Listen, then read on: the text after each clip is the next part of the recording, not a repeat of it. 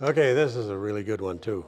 You know, every now and then you get some of these questions and answers that come in, and they just make you chuckle. In this one, these people have an 8-week-old Rottweiler and Beagle cross, and it's biting, and they don't know what to do about it, so they play dead until the puppy stops biting them. I had never heard that technique before. I should maybe do a video on doing that, how to play dead when you're getting bit by a puppy. I'll read it.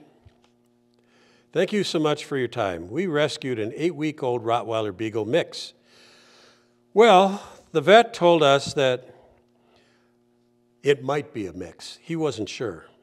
He's still too young to know exactly what he is. Well, he's a puppy. We got him last Sunday night. As of Tuesday night, he became very ill. We took him to the ER, and we found out he had worms. Good for them. I mean, you have to give him an atta-guy on that one. He also became sick from the anti-flea and tick formula that we put on his body. It was recommended by the pet shop. Okay, that pet shop and everybody in it needs to go to the Dumb and Dumber class on how to deal with dogs. Really a dumb thing to do on a puppy. And unfortunately, these people found out. Either way, we took him to the ER and then to our regular vet. He slowly started to recuperate after they damn near killed him with the flea and tick garbage, which was really nice to see. Now that he seems to be getting completely normal in strength, he won't stop biting us. Probably because he's so happy that you saved his life. It's almost like an attack. He aims for any, I'm sorry, I shouldn't laugh. He aims for any part of our body that he could reach, and he tries to bite it. He doesn't bite our hands too hard, but we have to protect our lower body with 2 pairs of pants and sneakers and high socks. I should do a video on that one too. He likes to growl when he's pulling and biting. He mounts his body on our lower legs. Does that mean that he needs to be fixed? No, just it's unacceptable behavior and redirect him off of doing it, and when he gets a little bit older, he's not going to do it. He blocks our passage and gets between our legs, making it hard for us when we walk. He snaps and goes from being sweet to aggressive in 1 second. He throws his little body towards us to start biting and tugging. It doesn't seem like normal puppy playing behavior, or is it? It is. We've gotten so discouraged. We've tried ignoring him as soon as he bites us, which causes him to stop for a minute. Then he charges at us again. We've tried making noises like puppies do when they get hurt by siblings and playing dead afterwards. I'm sorry, I shouldn't laugh. It worked before he got sick. We're really concerned. We're afraid he's turning on us. Right now, it's all right because he's a small puppy. Our worries are when he starts to get bigger and stronger, we need to make a decision fast. We might have to give him away, but we don't want to. We've done a lot of research, and we know he shows many signs of aggression. No, he doesn't show any sign of aggression. I'm sorry. Or, so we think. They think wrong. Can this be fixed? My parents' safety is one of my biggest worries. The dog is controlling us at this point. Really? At night, he's placed in a large playpen inside the house with his toys and water. We wouldn't put water in with a puppy overnight. We would take the puppy out just before we go to bed And if they want to put him in an X-pen, and he'll stay in that X-pen, that's fine, if not a crate.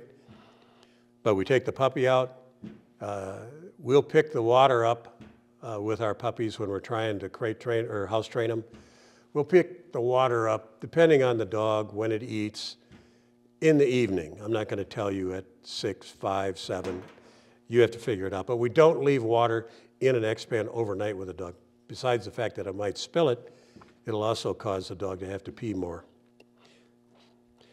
So, we put the dog in a large playpen inside the house at night with his toys and his water and a giant pillow for him to rest on.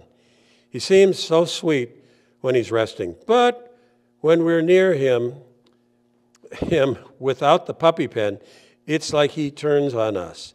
Please help us. We're willing to get him fixed and give him training classes at the pet stops near us. But we told the people at the pet stop about going to Leerburg, and they quit talking to us. It's because PetSmart has the worst training program on earth. My opinion, they're one of the people that train all positive dog training, no aversives, no corrections, no nothing. So you should be able to sweet talk your dog into doing what you want for food rewards or whatever for the rest of his life, until he sees something that's more interesting than your food rewards or you. So back to these folks. Puppy biting is normal. Kudos to them for getting the medical problems taken care of. Look at the videos. We'll put some little videos in here on how puppies interact with one another when they're with litter mates. And it can get ugly. They can growl and bark and scream and holler at one another. But that's how they learn to interact. That's how this puppy was interacting with them. Bring them into your home. How do they know any different? How do they know that they don't do that with people? Well, they know it because you've got to teach them. How do you teach them? Well, I mean, we have puppy training class or puppy training online courses and videos and streams, but you redirect them. When they start biting, you give them something else to do. Use high-value food rewards. If you can't get them redirected onto food rewards or doing something else, you pick them up and put them in the dog crate or put them in the X-pen. You just don't allow that to happen. Because if you let it happen, it's going to get worse and worse and worse and worse. But don't let it happen. And keep the puppy on a leash in the house. And the worst case scenario is he starts to bite you. You've got control of the puppy. Pull him away from you. Give him a high-value food reward. Take his mind off of biting you onto you giving him high-value food rewards. You can try and see if he has a favorite toy. Keep it with you. Most of the time, young puppies that are 8 weeks old are more interested in food than they are in toys. That's not always the case. You can test a lot of different toys to see if they have a favorite toy. Redirect him off of biting you towards his favorite toys. And they don't have to be expensive toys. I mean, you can go to Walmart and buy these little soft, little, goofy little toys that they have for $5 and use it for a little while. As long as there's not something on it that they're going to pull off, like those eyes that they sew on them. You don't want the puppy chewing that off and eating it. So, or if you see that it's starting to chew a toy up and getting the stuffing out of it, well, then you throw that one in the garbage. And if it happens again and again, well, no more of those. You can give a puppy, you can redirect him off and give a puppy a bone in a dog crate, okay? And you don't get in the habit of saying, I'm going to show this dog how tough I am. I can take that away from him. That's not the way you do it. You open up the door and let the dog come out, close the door and get the bone out of there later. Or you trade the dog a high-value food reward for the bone and put it away. But that's what these folks need to do. They need the puppy's fine. Laying down, playing dead, that's a good one I had never heard of before. But if they do their work right, this could end up being a nice dog. Just learn how to manage them. We have the free course for people that get rescue dogs, and this very well could be a rescue dog, on how to manage a rescue dog when you bring it into your home, that we did with J.J. Belcher down in Arizona. Excellent course. They could learn a lot from it. So in closing here, I need to talk about the fact of where these questions and answers come from. They come from the Ask Cindy portal on the front of Leerburg.com. Cindy's my wife. And if you don't need to be a customer of Leerburg to ask a question.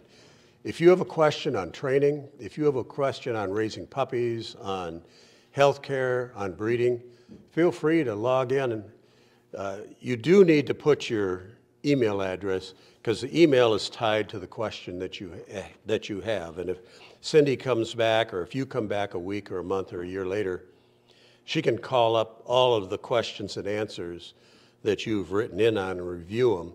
And it's just a better way for her to help. We don't sell mailing lists. We don't spam people with our mailing list.